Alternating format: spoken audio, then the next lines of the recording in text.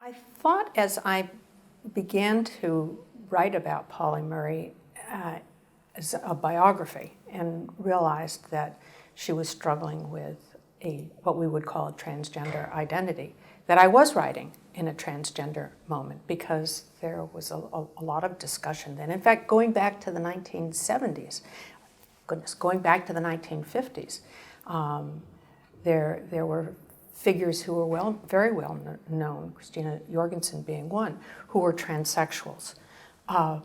But it was one thing for the term to become available and another thing to experience the writing of this as the broader culture became accepting of transgender identity, and whether it was in campaigns to make bathrooms available to anyone depending upon their identification, or Orange is the New Black.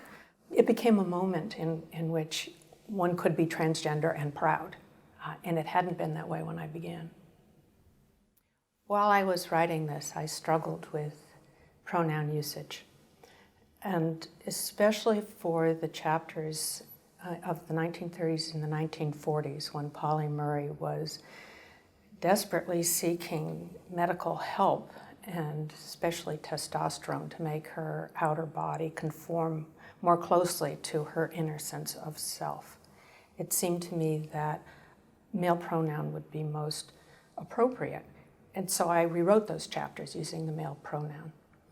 And I even rewrote later chapters when she shifted to a more fluid sense of presentation as androgynous with gender-neutral pronouns. But in the end, I realized that I was transporting into the past my own sense of what the pronouns should be. They weren't pronouns that she asked for, although she went as far as she could. She adopted an androgynous name, Pauli. She went by the nickname Paul. But to use male pronouns at a time when that was not an available choice for her ultimately struck me as ahistorical. And similarly for gender-neutral pronouns, there still wasn't, at least as of this writing, the support for that broadly in the culture. And again, it wasn't available to Pauli Murray at that time. So I used the pronouns in use when she lived, in part to make clear what she was up against.